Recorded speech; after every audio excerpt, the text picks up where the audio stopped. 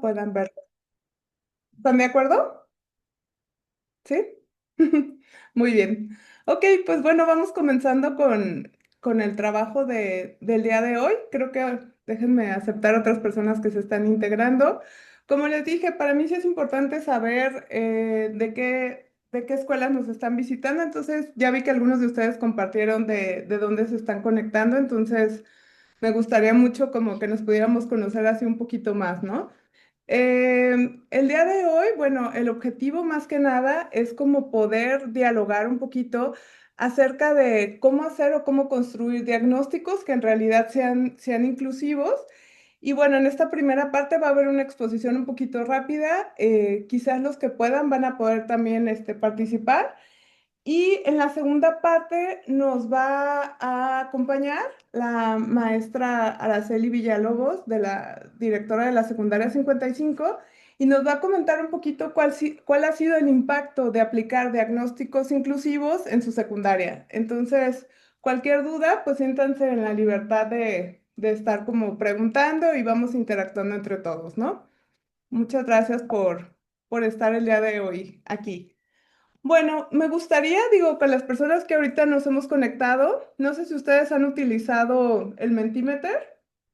Les puse aquí un código QR, entonces me gustaría, si pueden, no sé si pueden ingresar al Mentimeter, nada más escaneando con su celular, o si gustan, también les puedo mandar el código QR aquí al chat.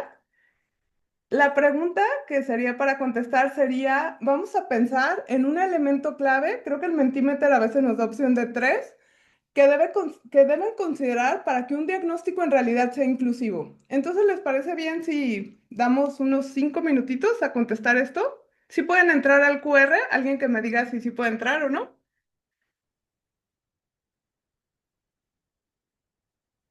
¿Sí se puede accesar o prefieren que les pase el link? Ah, ok, me dicen que si lo envío por aquí. Denme un segundito, se los mando. Ok,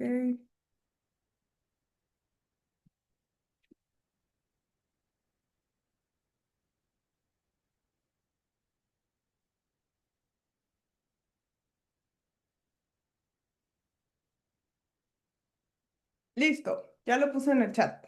Si es más sencillo para ustedes.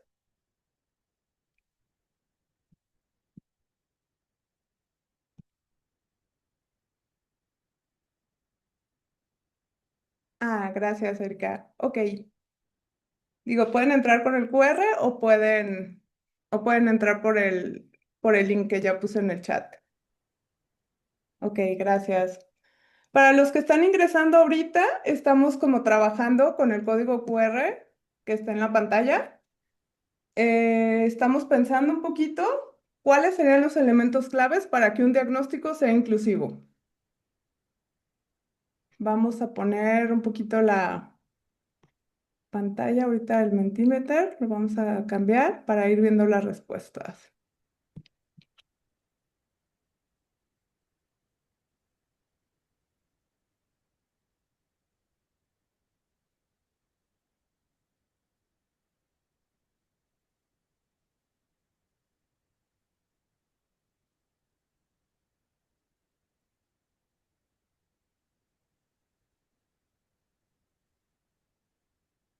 Ok, ya alguien nos puso en el Mentimeter que el conocimiento del contexto. Para los que están ingresando ahorita, estamos entramos al código QR que está en la pantalla y estamos como analizando un poquito cuál sería un elemento clave para hacer un diagnóstico inclusivo.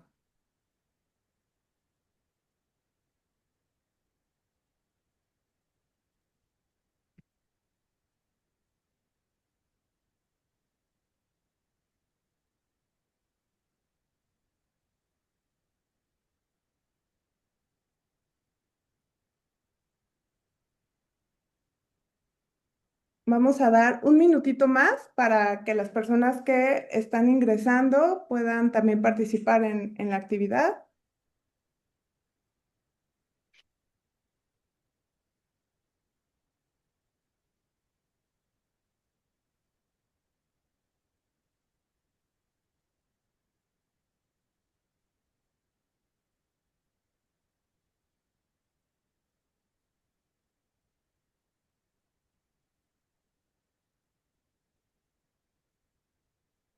Muy bien. Ok. Vamos a ver ahorita entonces cómo va la nube. ¿Ya todos pudieron poner sus palabras? Sí, ¿Sí? Miren, así quedó la nube. Si ven, un poquito está como muy variado, pero las palabras que más se repiten es contexto. Bueno, hablaron, contexto yo creo que es la que más se repite.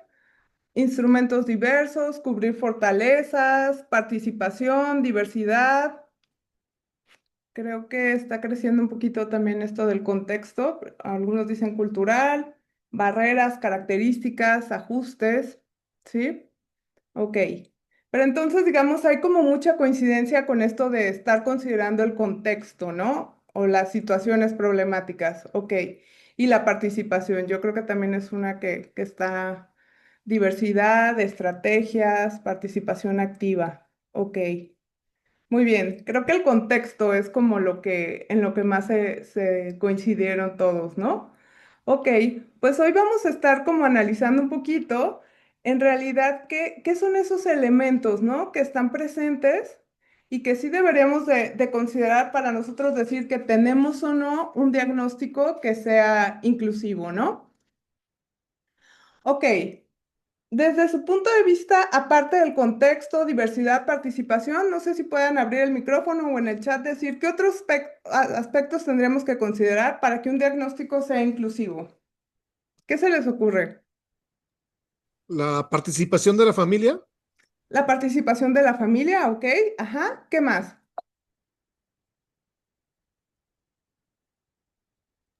hacer ajustes a nuestra planeación, Hacer ajustes, ajá, ok. eh, Entonces, Y ahí participación mismo podría decir que entraría también lo que son las estrategias psicopedagógicas.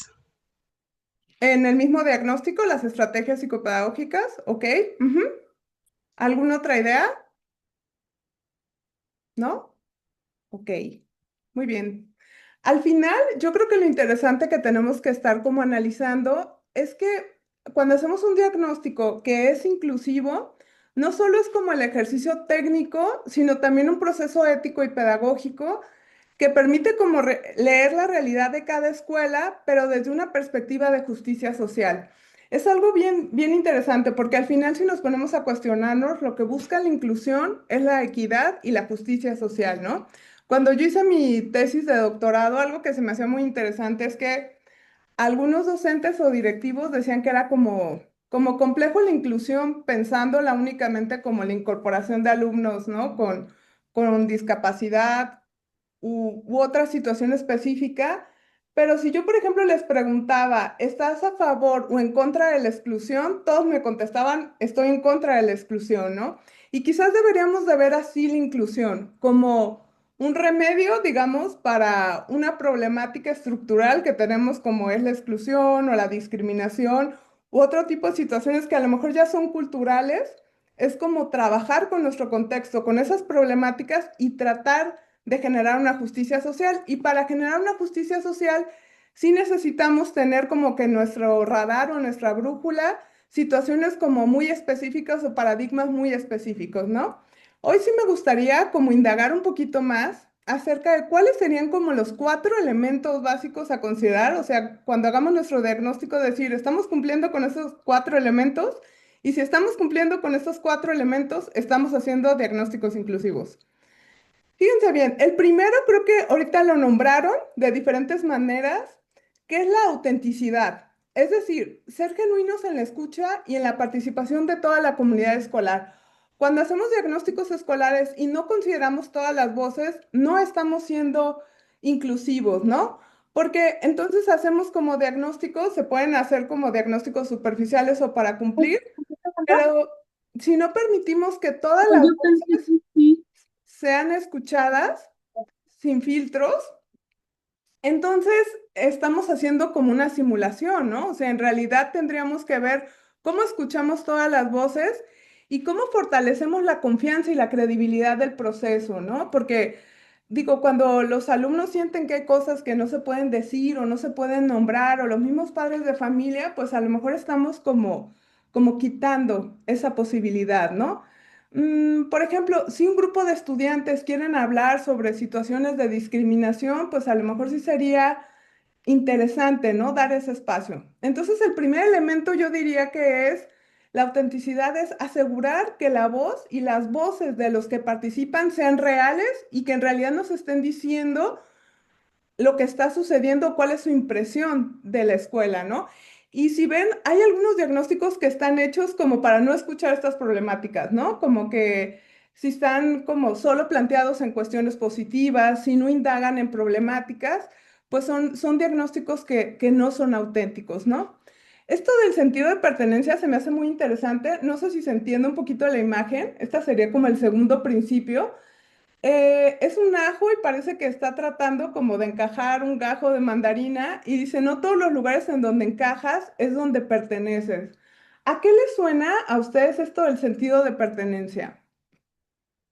¿Alguien que me quiera comentar? Ya sea por el chat o el micrófono.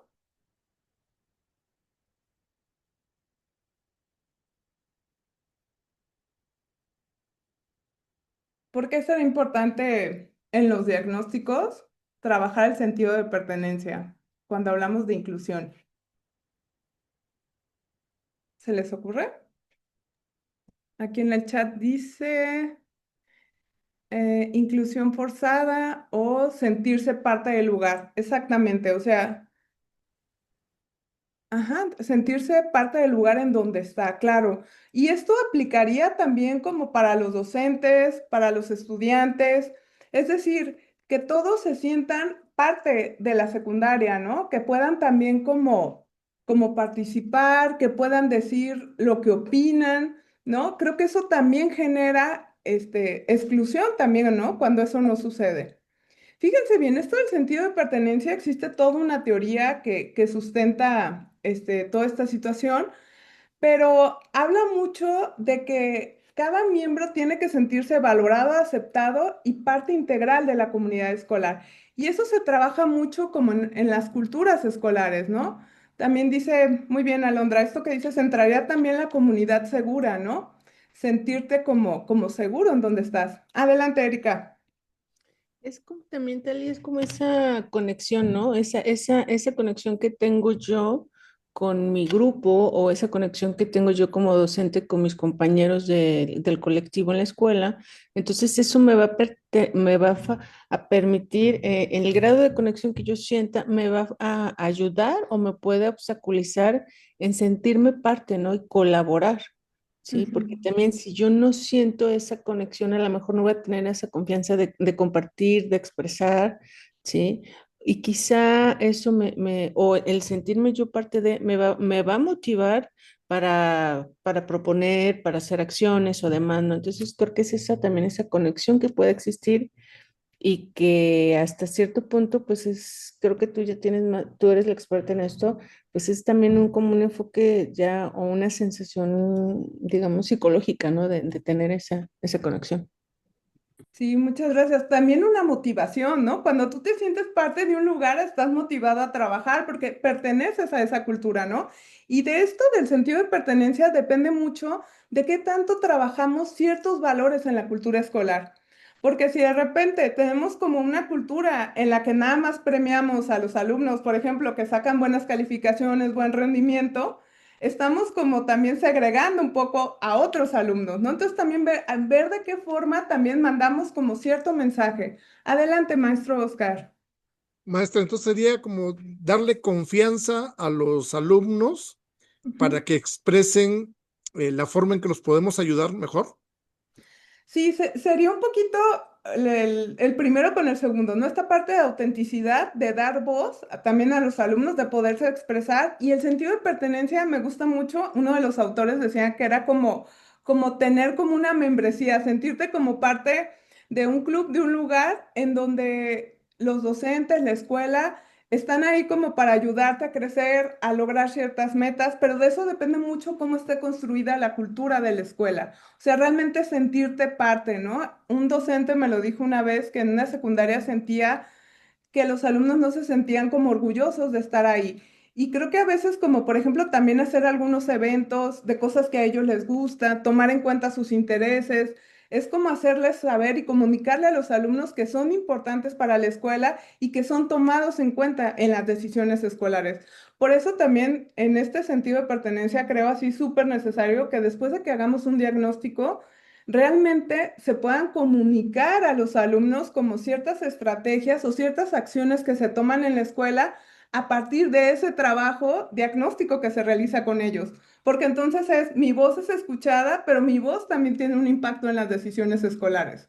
Creo que a veces hacemos el diagnóstico, queda ahí, lo podemos hacer muy extenso, muy bien, pero no siempre comunicamos como las estrategias que se generan a partir de comunicar eso que sucede, ¿no? Entonces creo que el sentido de pertenencia también surge, insisto, cuando se trabaja a partir de las propias necesidades de los miembros que generan o que están ahí como compartiendo el lugar, ¿no? A mí se me hace bien interesante esto que dicen, el sentido de pertenencia está directamente ligado con la permanencia escolar, la motivación y el rendimiento académico. Insisto, cuando no te sientes parte de un lugar, la parte de la motivación, que es una de las problemáticas más complejas que tenemos con los alumnos, se ve comprometida. Muchos alumnos no se sienten parte o no se sienten como valorados por la escuela, ¿no? Indagando más, por ejemplo, con alumnos con problemas de conducta, a veces sienten o perciben, ¿no? Como que los maestros no los quieren ahí. Y creo que eso también va generando como un ambiente difícil, ¿no? Entonces, para los que se acaban de incorporar, el primer principio importante para un diagnóstico inclusivo es la autenticidad, que es considerar todas las voces, ¿no? No solo a los alumnos, quizás padres de familia, docentes. El segundo, estamos en el sentido de pertenencia. Por ejemplo, en este sentido de pertenencia también ver, por ejemplo, las personas que pertenecen a ciertas minorías, qué tanto se sienten incluidas en actividades escolares, ¿no? A veces pensamos en actividades como para la mayoría. Entonces, ¿qué tanto realmente se sienten identificados todos los alumnos con lo que hacemos? A veces para trabajar sentido de pertenencia he visto que en muchas escuelas ponen como torneos de deportes, pero a lo mejor si cada ciclo escolar hacemos torneos deportivos y a una parte de la población no le gusta el deporte, entonces vamos haciendo también un encuentro de cultura o de arte, vamos haciendo otro de manualidades, pero vamos tratando de que todos se sientan representados, ¿no? Aquí en el chat dice, un ejemplo podría ser actualmente la adaptación al entrar ahora en el ciclo escolar, hablando de una sesión secundaria, cambios y descubriendo nuevas experiencias entre qué está bien o mal o qué puedo hacer y qué no. Ok, ujú. Vamos haciendo como un balance y analizando, ¿no? El tercer principio que se me hace fundamental es el de la interseccionalidad. Sé que se ha mencionado mucho en la NEM este término y que a lo mejor para algunos no termina como de estar tan claro. Me gusta explicarlo un poquito como con esta imagen, ¿no? Dicen que, por ejemplo, que las personas que de repente confluyen como en los bordes, es decir, por ejemplo, hay personas que tienen ciertas características que pueden generar, por ejemplo, diferentes formas de discriminación. Por ejemplo, hay múltiples factores como el género, la discapacidad, la lengua, la situación socioeconómica, la orientación sexual. De hecho, ya había leído varias investigaciones. Por ejemplo, las personas que tienen discapacidad han hecho estudios y son más discriminadas las mujeres con discapacidad que los hombres con discapacidad en un mismo contexto. ¿Por qué? Porque cuenta el género, cuenta la discapacidad. Entonces, de repente, sí sería bien interesante que en nuestro diagnóstico pudiéramos encontrar a estos alumnos que quizás tienen diferentes formas que podrían ser discriminadas por diferentes situaciones, por eso dicen que son las personas que están en los bordes, es decir, que tienen diferentes factores que pueden generar discriminación y nosotros tenemos como que identificar un poco esa población también para ver, como decían al inicio, qué ajustes específicos se van a generar, porque a veces hacemos estos diagnósticos y decimos, ok, hay 5 o 6 alumnos que no saben leer y escribir bien, y los identificamos desde el inicio. Se acaba el ciclo escolar y a lo mejor, pues algunos maestros los pasan con 6 y dicen, bueno, pues no sabe leer ni escribir, pero a lo mejor sí sería bien interesante desde un principio, si ya se identificó, ver cómo se va a hacer esa trayectoria escolar. ¿no? ¿De qué manera vamos a hacer en su salón, por ejemplo, la convivencia, ¿no? Para que tampoco se sientan expuestos, para que tampoco los lleguen, o sea, no sufran acoso escolar. O sea, son muchas situaciones que tenemos que estar como uno identificando y dos generando estrategias, ¿no? Dice aquí que evita diagnósticos simplistas que, que reducen la exclusión a una sola causa. Les digo, cuando se entrecruzan varios factores, ese alumnado puede ser más propicio a la discriminación y permite atender realidades complejas, como un estudiante que enfrenta al mismo tiempo desigualdades, por ejemplo, por ser mujer, indígena, vivir en situación de pobreza. O sea, son los alumnos que, les digo, son más propicios a vivir discriminación, ¿no? Entonces, aquí sería bien interesante pensar, si tenemos, por ejemplo, en nuestro diagnóstico, solo preguntamos acerca de alumnos con discapacidad y a lo mejor no entrecruzamos esa información con la situación de clase social, género, o por ejemplo, no visibilizamos o no mandamos a la luz, por ejemplo, los alumnos que tienen una situación económica compleja. Entonces, y de repente empezamos a pedir materiales, pues bueno, puede ser una forma de nosotros como generar cierta discriminación con ciertos alumnos. Entonces, es como realmente que este diagnóstico nos ayude como a tener en la mira a los alumnos que necesitan cierto tipo de apoyos y a generar estrategias en ese sentido, ¿no? Y el cuarto principio que yo creo que cualquier diagnóstico inclusivo tendría que considerar sería esto de la equidad estructural, es decir, como identificar, por ejemplo, o garantizar que los recursos, normas, políticas escolares no se distribuyan de manera igualitaria, sino equitativa. O sea, de repente pensar, bueno, si ciertos alumnos tienen ciertas necesidades, ¿cómo hago para que a lo mejor ellos puedan avanzar al mismo ritmo, ¿no? Pero a lo mejor muchos docentes dicen, bueno, no puedo hacer una educación personalizada con todos los alumnos, no, pero a lo mejor con los alumnos identificados sí ya ver estrategias o ajustes razonables y hacer como estrategias muy puntuales, ¿no? Dice aquí, permite visibilizar si la gestión escolar reproduce desigualdades. Por ejemplo, pues esta cuestión de, no solo el tema de las becas, que ahorita son para todos en las escuelas, pero a lo mejor sí también ver otro tipo de recursos, ¿no? Ciertos alumnos necesitan a lo mejor apoyo, ¿no? Con comidas y demás. Y ayudar a diseñar políticas y prácticas que eliminen ciertas barreras, ¿no? Creo que si ya nos dimos cuenta de repente que ciertos alumnos tienen alguna situación, yo creo que como de discapacidad o problemas específicos, pues yo creo que sí va a ser importante como poder generar desde un inicio, ¿no? Ciertas estrategias. Entonces, eso serían, les digo, traté de hacer una diapositiva en donde podamos tener como los cuatro puntos, ¿no? Entonces, la autenticidad sería ser genuino en la escucha y en la participación de todos. El sentido de pertenencia, sentirse valorado, aceptado y parte integral de la comunidad. La interseccionalidad, reconocer diferentes formas de discriminación entrecruzadas. Y la equidad estructural, garantizar recursos y políticas que no reproduzcan desigualdades, ¿no?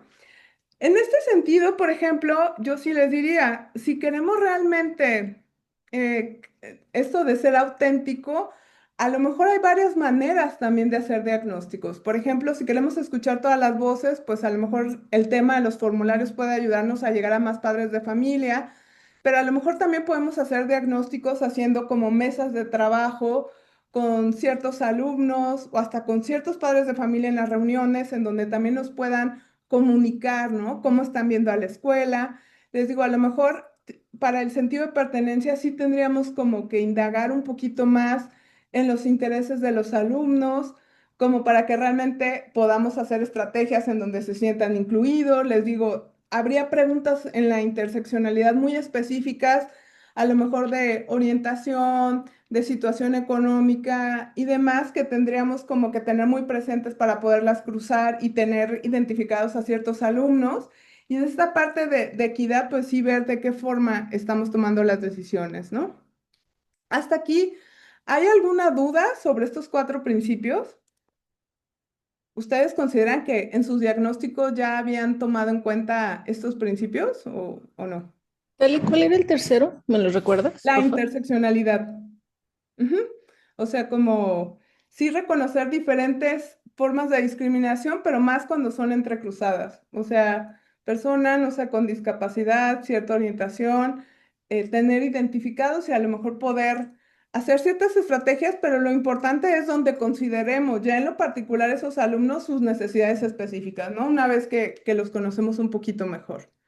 Ok, a ver, entonces, para ver si te estoy entendiendo, para aterrizar esta parte, digamos, esta parte teórica que tú nos estás compartiendo, en este caso, como colectivo o como docente, lo que tendremos que estar haciendo es alguna dinámica que nos permita identificar, digamos, yo como maestra, ya hablando en primera persona, de qué manera estoy yo provocando esa discriminación para que a partir de ahí yo pueda implementar algunas dinámicas que me permitan hacer lo contrario.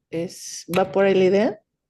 Es como un poquito como considerar a la población que pueda Ujú. tener como más factores de riesgo y a lo mejor en ese sentido tratar como de indagar un poquito más en ese alumnado cuáles van a ser las necesidades y cuáles son las barreras que van a enfrentar en el ciclo escolar para generar estrategias. Pero a lo ¿Qué mejor necesitas? Ok, ok, sí, te o escucho. sea, cuando, por ejemplo, cuando un diagnóstico solo pregunta, por ejemplo, por discapacidad y no lo cruzas, por ejemplo, con la situación, por ejemplo, de clase social o de necesidades económicas, de repente podría ese alumno tener como más necesidades que un alumno que solo tuviera, por ejemplo, discapacidad, pero sí tuviera los recursos económicos pues para tener adaptaciones y tecnologías y entonces sí es como considerar un poquito esto. También al momento yo diría hasta de pedir materiales o cosas así, por ejemplo, en ciertas escuelas, ¿no? Que de repente es como un Sí, requisito. Si no es muy tienes común. presente a los alumnos que no van a poder comprar otros materiales y aparte tienen algún tipo de discapacidad, sería bien importante considerar todas esas situaciones, ¿no? Como para prevenir casos de discriminación. No, o en su caso atender, no, porque ya hablando, digamos, a nivel escuela, si tienes tú esa información o recabas información a partir de un examen, un estudio socioeconómico, y donde ya los papás te están compartiendo a lo mejor que el chico o su hijo tiene alguna condición, pues ya como escuela, ¿cómo vamos a poder atender esa condición, no? Desde qué grupo lo vamos a mandar, quizá que esté en planta baja porque no tiene a lo mejor la escuela rampas y que de alguna manera podamos atender hacer las adaptaciones necesarias, ¿no? E Ujú, igual en el salón de clases, ¿no? O sea, toda esa información que nosotros tengamos, porque al menos creo que hay zonas o hay escuelas donde se encargan de hacer este tipo de investigación, ¿no? Y realmente a veces se queda como que en el aire toda esa investigación, ¿no? Entonces, ujú, ¿de qué manera la utilizamos? Porque sí, o sea, ya ves que tenemos escuelas donde a veces ya vamos a aplicar el estudio de canales de aprendizaje o estilos de aprendizaje, no sé qué dices, bueno, ok, mucho trabajo, mucha labor, y ahí ujú, se queda, porque realmente en un plan de clase o en un proyecto no vemos que se le esté aterrizando en esto, ¿no? O sea, ujú, qué actividades hay o qué materiales vas a pedir para las diferentes formas que tienen los alumnos de aprender? Entonces, va ujú. también por acá, ¿no? Ujú, sí, sí, va un poquito como por ahí, de poder realmente hacer intervenciones, ¿no? A partir de estos diagnósticos. Maestro Oscar, ¿quería comentar algo? Maestra, estamos hablando de un diagnóstico que aplica la escuela, ¿no? Porque yo realmente en mi salón no aplico lo económico, ni modo que le pregunte a un alumno, ¿eres pobre o eres rico? O no sé, no tengo el tacto para hacerlo. Sí, Más yo bien, creo. Ujú, o sí, como dice la maestra Erika, ujú, de la información que presenta la escuela, sí tomo decisiones para mi planeación. ujú. Sí, claro, yo siento que, por ejemplo, hay información de contexto que a lo mejor conviene más hacerlo a nivel escuela, porque si cada maestro se pone a hacer las mismas preguntas, aparte es muy cansado para los alumnos y como usted dice, a lo mejor la manera de preguntar. A lo mejor es como parte del diagnóstico, por ejemplo, con los padres de familia, pero sí en el aula, a lo mejor sí yo sí recomendaría, bueno, sería parte de otro taller un poquito más extenso, como cómo se podría trabajar como por ejes temáticos, pero a lo mejor ahí sí en su materia sí sería preguntar un poquito más acerca de los intereses del alumno con relación, ¿no? A la asignatura que usted imparte, por ejemplo si hay algunos temas que les interesen, si en redes sociales ven algunos influencers con temas, ¿no? Relacionados con la asignatura. A lo mejor en eso sí se podría indagar más para lograr un poquito más esto del sentido de pertenencia, ¿no? De acuerdo. Ok, muy bien. Pues entonces avanzamos un poquito. Por eso es bien importante pensar cómo, de qué manera estamos como construyendo esta parte de diversidad. Porque a veces, si seguimos viendo la diversidad o como una diferencia, es decir, como que solo estos tres alumnos son diferentes, realmente, por ejemplo, ahorita que Erika, nombraste un poquito esto de los diagnósticos de estilos de aprendizaje, ¿no? Que dices, bueno, o sea, en realidad existe como una diversidad de estilos de aprendizaje y sí sería como muy complejo decir, bueno, en esto solo son, o cuando hablaban de canales, ¿no? En esto solo hay auditivos y, bueno, pues siempre va a haber auditivos, visuales, kinestésicos en cada salón, a lo mejor en unos hay más kinestésicos y demás, pero no podríamos como que pensar que ellos son como diferentes al resto, sino lo interesante sería si partimos del hecho que todos son diversos, que la mayoría tienen como diferentes formas de aprendizaje, porque luego nos casamos como con un estándar o como con un poquito como con lo hegemónico, ¿no? Como si todos estuvieran en un nivel. Y yo a veces digo, si pensáramos de una manera como muy homogénea, y hiciéramos un análisis real, pues la verdad hay muchos alumnos en el grupo, por ejemplo, que no han consolidado bien la lectura y la escritura, entonces hasta las actividades tendrían que bajar un poco el nivel si la mayoría no, pero tendríamos que considerar todas esas diversidades al momento de hacer estos diagnósticos, ¿no? Y en este sentido, aquí nombré algunas de las diversidades que son importantes como considerar desde el diagnóstico para hacer procesos de aprendizaje inclusivos. Yo creo que sí es bien importante considerar obviamente la capacidad para aprender, que eso es lo que en realidad hacen muchos en su diagnóstico, pero también yo creo que la parte de las motivaciones, qué motivan a los alumnos al trabajo, sus intereses. Puse la parte del DUA porque creo que es bien interesante ver más bien diversificar la forma como presentamos la información y cómo pedimos los productos, porque de esa manera atendemos a todos nuestros alumnos. Y otra parte también es como la parte de la cultura, ¿no? Que tiene que ver un poquito con los intereses, pero también tiene que ver como a qué culturas pertenecen nuestros alumnos, porque desde mi punto de vista no solo son las culturas, o sea, pueden pertenecer a diversas culturas, pero también como que diversas culturas, mm, como, pues no sé, se pueden identificar como con ciertos grupos, ¿no? Ahorita veo que muchos chicos, algunos se identifican con culturas coreanas, japonesas, o con ciertas tendencias. Entonces, saber más sobre las culturas que influyen a nuestros alumnos también es importante al momento de hacer nuestras clases, ¿no? El día de hoy nada más quería como compartirles algunas de las preguntas, por ejemplo, que se pueden hacer, por ejemplo, cuando queremos indagar un poquito más de sus intereses, ¿no? ¿Qué te gusta hacer en tus tiempos libres? Si practicas alguna actividad, las redes sociales que utilizan, las actividades culturales.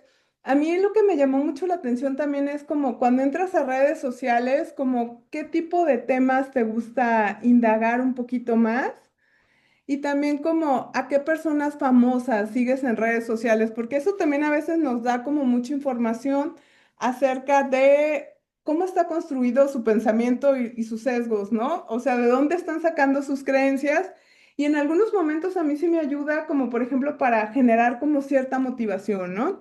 Si de repente siguen a ciertos deportistas, a veces pueden ser o futbolistas en específico, pues bueno, a veces puedes tomar como ciertos ejemplos de esos modelos para que los alumnos sigan como trabajando, ¿no? En ese sentido, o que vean como el hábito, ¿no? De la disciplina u otro tipo de situaciones.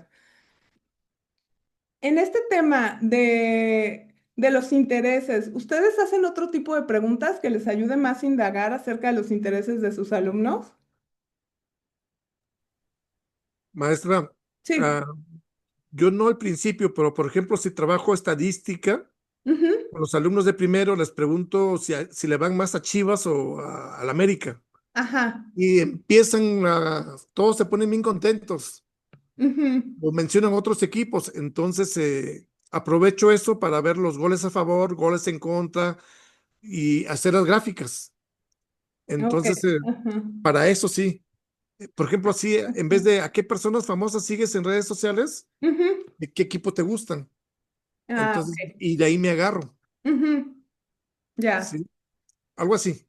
Sí, está interesante el ejemplo. A lo mejor ahí lo único que sugeriría es como, por ejemplo, a veces agarrar de fútbol o a veces agarrar como, por ejemplo, también a qué grupo musical y a lo mejor también se podría como graficar, digo, para como Sí, que se sientan identificados más alumnos, ¿no? sí, sí, sí, sí, sí. Ujú. O sea, como ir viendo, pero a partir de eso, por ejemplo, entonces si de repente les preguntan cuáles temas te gusta leer e investigar en redes sociales y de repente se dan cuenta, regularmente ponen el tema de la música como un tema muy importante, entonces, digamos, hay que ver qué temas son relevantes para ellos y a partir de ahí tomar ciertos ejemplos. Creo que eso también les ayuda mucho como en el interés y en la motivación por las clases, ¿no? Hablando de motivaciones. Por ejemplo, a veces preguntarles cuáles son tus materias favoritas y por qué es bien, bien interesante, ¿no? Justo en el ejemplo de la secundaria 55 el año pasado, preguntamos qué es lo que más valoras en un maestro. Y yo pensé que iba a ser un poquito como el tema de la cercanía, o sea, que a lo mejor interactuara más con los alumnos y sorpresivamente lo que salió en número uno, si mal no recuerdo, era el tema de que que tuvieran una actitud positiva. Y en los comentarios pusieron varios alumnos de que había maestros que siempre llegaban enojados, ¿no? Entonces, como que para ellos era muy importante que el maestro llegara con actitud positiva o que también fuera justo con los alumnos, ¿no? Hay algunos que sí piensan como que tienen favoritos y cosas así. Al final, yo creo que a veces es reconocer que, bueno, para los mismos alumnos se reproducen las mismas lógicas que a veces se reproducen con los padres de familia, ¿no? En donde están también como rivalizando un poco por la atención de los padres. Creo que a veces se reproduce esto en las aulas un poco, ¿no? Maestro Oscar. Generalmente las primeras horas, Ajá, maestros y alumnos están muy contentos, ajá, pero ya las últimas horas, maestra, ujú, a mí me ha tocado dar la primera y en una secundaria daba la primera y en otra secundaria daba la última hora. ajá, Yo así me lo acomodé por necesidades, pero la verdad ya en la última hora no podía dominarlos. Por más estrategias y todo, ujú, no, es que ya era la última hora y ya, ahí aprendí ujú, por ya. ensayo y error. Sí, y cómo la verdad, digo, usted que tuvo esas 2 horas, que está bien interesante, después a lo mejor comparar cómo era hasta la forma de aprendizaje de los alumnos, ¿no? A lo mejor sí los resultados cambiaron a partir también de, como usted dice, ¿no? Del cansancio ya al final del día, ¿no? ¿Qué tanto influía o no, ¿no? De los pocos alumnos motivados eran los que motivaban a todo el grupo. Ujú. Entonces, la verdad solamente trabajaba con los que querían trabajar Ya. y ya los otros, pues si no quieren, y estando en la última hora, para Ujú. evitarme problemas, trabajaba así.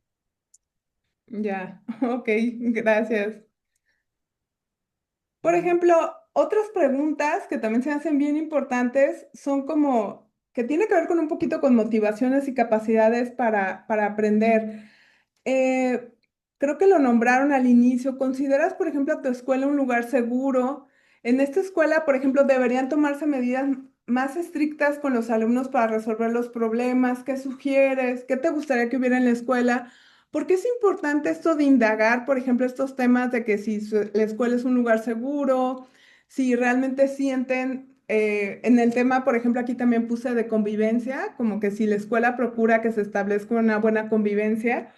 ¿Por qué pregunto esto? Pues porque a mí sí se me hace muy importante los alumnos que de repente no se sienten seguros o se sienten en riesgo, creo que de manera continua es como si estuvieran como con un sentimiento de alerta y eso también afecta mucho la parte de aprendizaje, ¿no? Entonces, ver también cómo está la parte de convivencia ayuda mucho también a tomar decisiones desde un inicio y a lo mejor a que no existan problemáticas posteriores, ¿no? Por ejemplo, si los adultos realmente dedican un tiempo suficiente para atender de manera personal a los estudiantes, yo creo que esta parte es súper importante, ¿no? A veces también podemos resolver problemas si los alumnos se sienten escuchados. Y eso también genera motivación, ¿no? El hecho de que se sientan atendidos o escuchados. Adelante, maestro Oscar. Maestra, la Ujú, escuela segura también es cuando se puede proponer a los alumnos o padres de familia que no corran en la escuela, porque a veces por eso pasan los accidentes. La ujú, gran mayoría es porque bajan las escaleras muy rápido ujú, o porque están corriendo en el patio o se resbalan. ujú. Pues creo que es ahí donde pasan los accidentes. Sí, igual yo sí creo que a veces, por ejemplo, correr obviamente les ayuda mucho a los adolescentes a desahogarse. Lo que pasa mucho en las escaleras y en los patios, y veo mucho, y es parte de convivencia y de organización escolar, es que no existen como tantos señalamientos ni educación un poco como cívica como para decirle a los alumnos, bajen las escaleras, o sea, flechas en las escaleras, ¿no? Vamos bajando por el lado derecho. Vamos, más bien subiendo por el lado derecho, bajando por el lado derecho, ¿no? Todos los que hemos ido a secundarias, quieres subir a un edificio en la parte del receso y sabes que vas a morir aplastado, ¿no? Entre los que bajan, o sea, entonces creo que de repente hasta trabajar estas partes, ¿no? De por qué lado de la escalera tienes que subir, bajar y generar cierto orden, creo que también puede ayudar en esto de la seguridad, ¿no?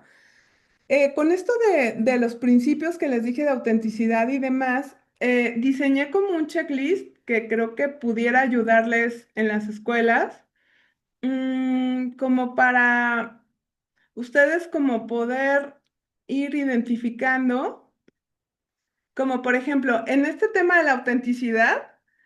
Puse algunos criterios. Por ejemplo, el diagnóstico se diseñó con la participación de estudiantes, familias y docentes. O sea, realmente se escucharon todas las voces y vamos como poniéndole, como por ejemplo, cumplido en proceso o no atendido.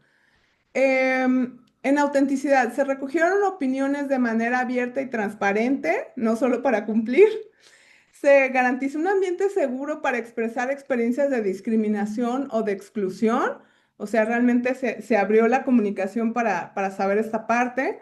Respecto al sentido de pertenencia, ¿no? El diagnóstico incluye preguntas sobre cómo se sienten los estudiantes en la escuela. Se exploran indicadores de bienestar y vínculos con sus compañeros o compañeras y docentes.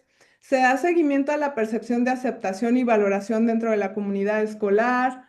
O en la parte esta del principio de interseccionalidad, si se consideran múltiples dimensiones de la diversidad, como por ejemplo género, lo que vimos, discapacidad, lengua, etnia, orientación sexual, situación socioeconómica, si se identifican posibles desigualdades que afecten más a ciertos grupos y si se reconocen las voces de estudiantes generalmente o históricamente invisibilizados, ¿no? Como por ejemplo, pues bueno, los alumnos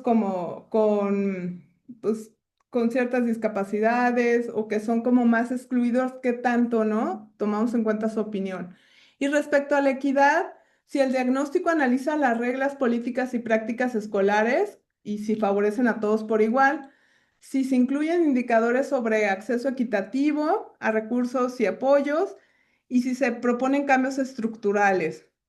También en el enfoque de si el diagnóstico valora la diversidad como una riqueza, si se identifican las brechas de equidad y si se propone un plan de acción con compromisos para avanzar hacia una cultura inclusiva. Este último lo puse porque me parece clave. Me parece que la inclusión en las escuelas solo se puede realizar cuando realmente utilizamos este diagnóstico como parte de un proceso inclusivo, porque me parece que el solo diagnóstico en realidad no puede como generar todo el proceso inclusivo, ¿no? Es como una de las pequeñas partes, pero creo que se tiene como que trabajar con un todo.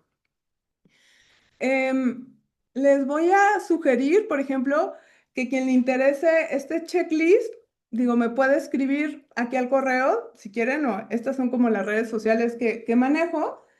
Y yo creo que en esa página de Playday de YouTube voy a subir este video y quizás en el de Facebook, también estoy en LinkedIn, entonces quien quiera volver a ver la grabación de hoy o quieren que les mande el checklist, con gusto se los mando.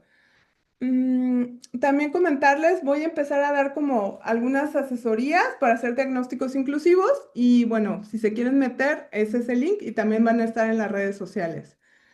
Bueno, pues estábamos esperando a la maestra Araceli, pero creo que tuvo un inconveniente y creo que va a estar libre hasta dentro de 15 minutos, entonces creo que vamos a hacer otra sesión como para poder exponer también esta parte de la experiencia. No sé si hasta aquí haya alguna duda, alguna opinión sobre las características generales de un diagnóstico inclusivo. No, maestra, sí está claro. Nomás lo ¿Sí? tengo que aterrizar a mi planeación, pues. Ok, ok. Igual, maestro, usted es de la 21, ¿verdad? Sí, maestra. Ah, ok, muy bien. Pues mire, si no después vemos como ya la cuestión como de una asesoría, si le parece, este, ahorita en el ciclo. ¿Sí? Sí, Ah, maestra, gracias. gracias. Muchas gracias, Leticia, por tu comentario. Igual cualquier cosa, pues bueno, estoy a sus órdenes. No sé si quieran, creo que ya puse lo de las redes.